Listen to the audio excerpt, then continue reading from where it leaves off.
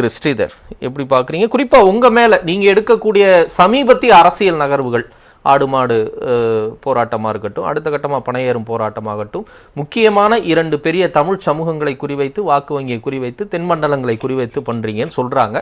உங்கள் பதில் என்ன? சுகுணா கூட அந்த இது சொன்னார், நானும் அதை கவனிச்சேன்.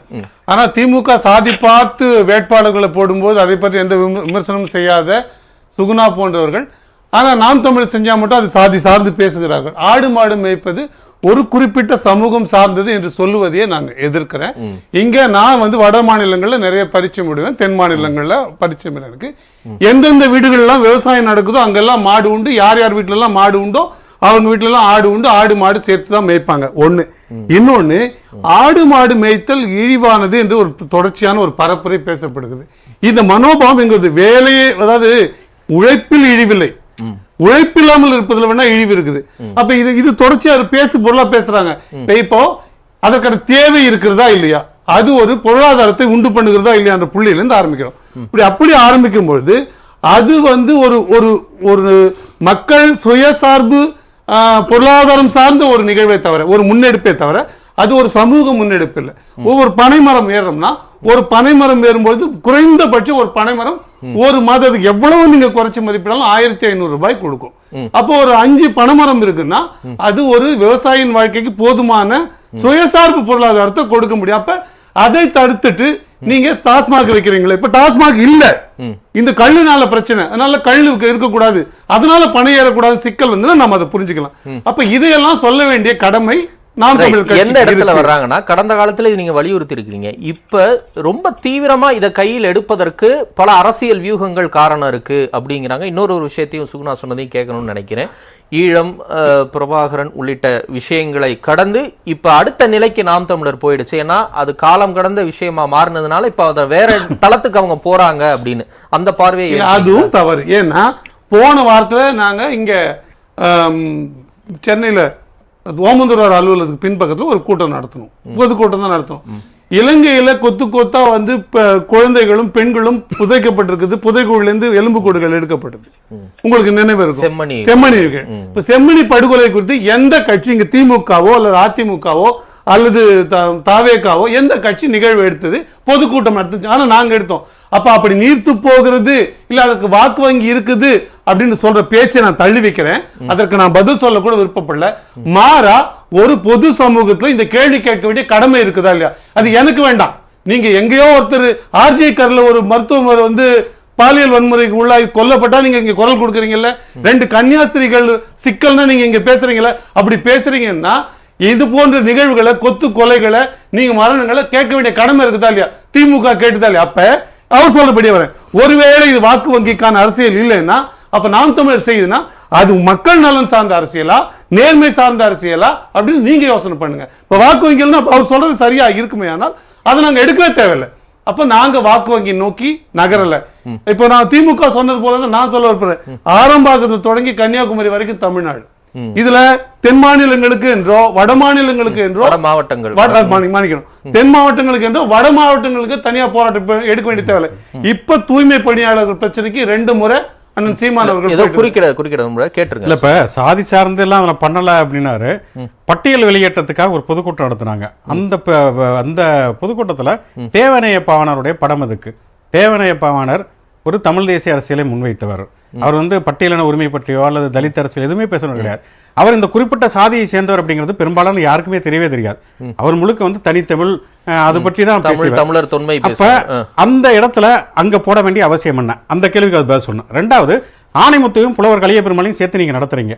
ஆணைமுத்தனுடைய அரசியலும் நாம் தமிழர் கட்சி அரசியலும் சந்திக்கக்கூடிய புள்ளி என்ன?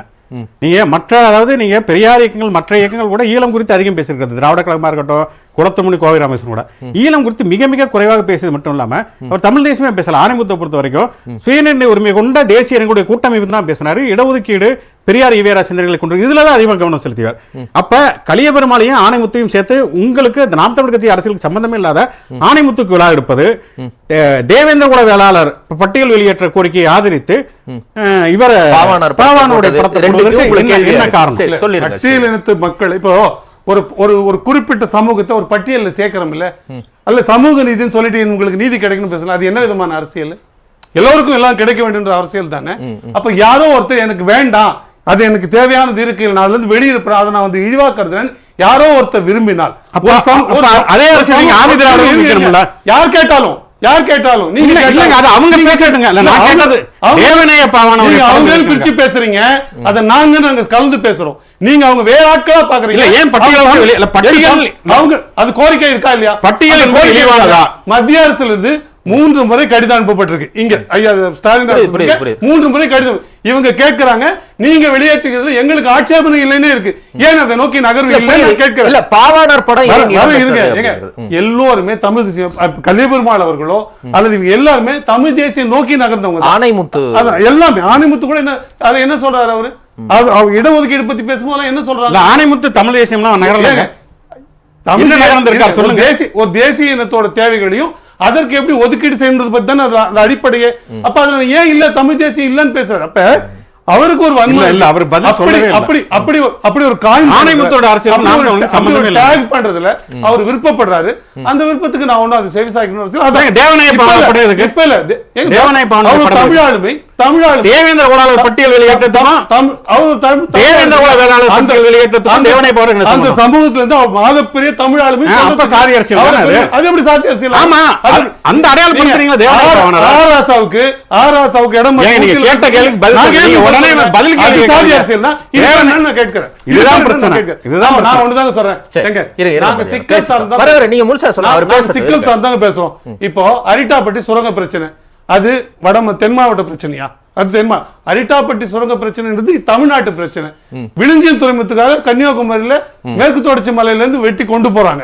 இது தென் மாநிலங்களை சேர்ந்த பிரச்சனையா தமிழ்நாட்டு பிரச்சனையா? ஏன் வேங்கை வயல்ல பிரச்சனை வருது, அது தென்மாவட்ட மாவட்டம் சார்ந்த பிரச்சனையா அல்ல தமிழகம் சார்ந்த பிரச்சனையா? அப்ப இஷ்யூ பேசிஸ்ல எங்கெங்கெல்லாம் சிக்கல் ஏற்படுதோ அங்கெல்லாம் சிக்கலுக்கு குரல் கொடுக்க வேண்டிய கடமை நாம் தமிழருக்கு. அது நாம் தமிழர் செய்யுது. ஆனா ஒண்ணு நான் வித்தியாசப்படுத்த விரும்புறேன். அது நாங்க விரும்பல. எல்லா இடத்துக்கும் ஒரு பொலிட்டிக்கல் கல்ச்சரல் டெமோகிராஃபி இருக்கு, ஒரு பண்பு இருக்கு. இப்ப சென்னை போன்ற பெருநகரங்களுக்கு ஒரு தனித்த தமிழ் பண்பு குறைவு இல்லைன்னு சொல்ல மாட்டேன், குறைவு.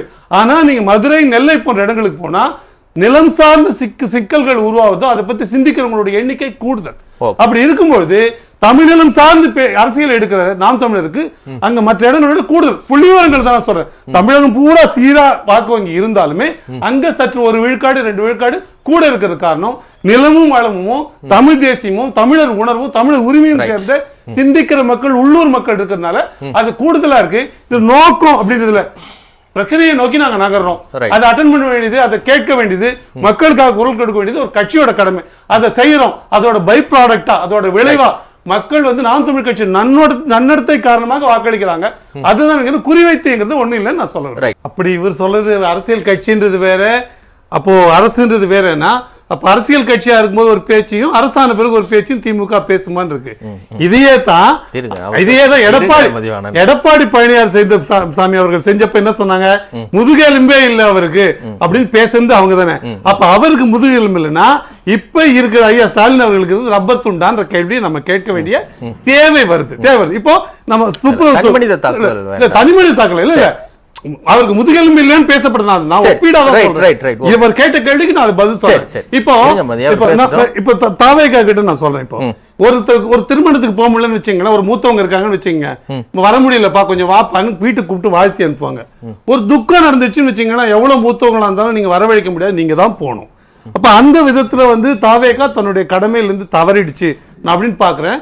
நீங்க போக்குவரத்து நெரிசல் ஆயிடும் அப்படின்னு சொல்லுவதில்ல, போக்குவரத்து நெரிசல் ஆகணும். அப்படி ஆகும்பொழுது அது பெரும்பான்மை கவனத்தை பெறும். அப்படி பெரும்பான்மை கவனத்தை பெறும்போது ஏன் இப்படி நடக்குது? துப்புரவு தொழிலாளர்களுக்கு இது கொடுக்கலையா, ஏன் இதை கொடுக்கலன்ற கேள்வி உருவாகும். அப்படி கேள்வி வரும்போது யார் இந்த தவறு செய்யறாங்களோ அவர்களை நோக்கி வெறுப்பு உருவாகும். அப்படி வெறுப்பு உருவானா அந்த வாக்கு மாற்றம் ஏற்படும். அந்த நோக்கத்துக்காகத்தான் ஒரு தலைவர் போய் பார்க்குது. தலைவர் போய் பார்த்தா தலைகீழ் ஆயிட போதில்லை. ஒரு போராட்டம் அந்த போராட்டம் கருத்துக்களை வலிமையா சொல்றதுதான் நோக்கம். ஒருவேளை விஜய் போய் அப்படி கூட்டம் வரும்னா அது நல்லது தானே. அதை செய்யாம வீட்டுக்குள்ள இருக்கிறது அது சரியான அரசியல் அணுகுமுறை இல்லைன்னு நான் பார்க்கிறேன். இப்ப நீங்க சொல்லிருங்க நிறைவா. இப்ப நாங்க தென் மாநிலங்கள் நீங்க அப்படின்னு நான் சொல்றேன், தென் மாவட்டங்கள் நீங்க எப்படி சொன்னாலுமே நாங்க என்ன குறிப்பா சொல்றோம்னா ஒரு சிக்கல் சார்ந்த அரசியலை தான் நாங்க முன்னெடுக்கல. இல்ல சுருக்கமா நிறைவா சொல்லுங்களேன். நீங்க எல்லா தமிழ் சாதிகளுக்கும் சமூகங்களுக்கும் தமிழ் ஒரு அரசியலுக்கு நீங்க கையில எடுக்கிறீங்க. தமிழ் சாதிகளுக்கு இல்ல, ஆ. தமிழர்களுக்கு நீங்க சொல்லுங்க, தமிழ் சாதிகளுக்கு நீங்க சொல்லாதீங்க. இல்ல நான் சொல்லலங்க, அப்படி சொல்றாங்க. அப்படி சொல்றவர்களுக்கு உள்ளுக்குள்ள வன்மம் இருக்கு, வெறுப்பு இருக்கு. நான் அப்படி பார்க்கிறேன். நான் என்ன கேட்கிறேன்னா, திமுகவிற்கு இன்னைக்கு போய் மக்கள் கேட்கறதுக்கு ஒரு முகம் இல்ல. நான் என்ன செஞ்சோன்னு அப்படி சொல்லிக்க முடியல. எது கேட்டாலுமே அதிமுக அதை பண்ணிடுச்சு, இதை பண்ணிடுச்சு. நாங்க இப்ப கூட என்ன சொன்னாரு அவரு, தனியார் ராம்கி நிறுவனத்துக்கு கொடுத்தது யார், அது கொடுத்து சமீபமா கொடுத்தது யாரு, எத்தனை மண்டலங்கள் ஏற்கனவே தனியார் மயமா இருந்ததுன்னு இப்ப எத்தனை மண்டலங்கள் தனியார் மயமாகுது. இப்படி தனியார் மயமாவதுனால இவங்க காப்பாத்துறதா துடிக்கிறதா சொல்ற சமூக நீதி போதா இல்லையா? உங்களுக்கு அதுல இடஒதுக்கீடு வர முடியாமல் போகுமா இல்லையா? இன்னொன்னு, இப்ப என்ன காரணத்திற்காக தனியாரிடம் ஒப்படைக்க வேண்டியது தேவைப்பட்டது? 10 இது குறையல. இது போல நீங்க போக்குவரத்து தொழிலாளர் பிரச்சனை, எந்த பிரச்சனை எடுத்தாலும் திமுக பெரிய சிக்கல்ல இருக்கு.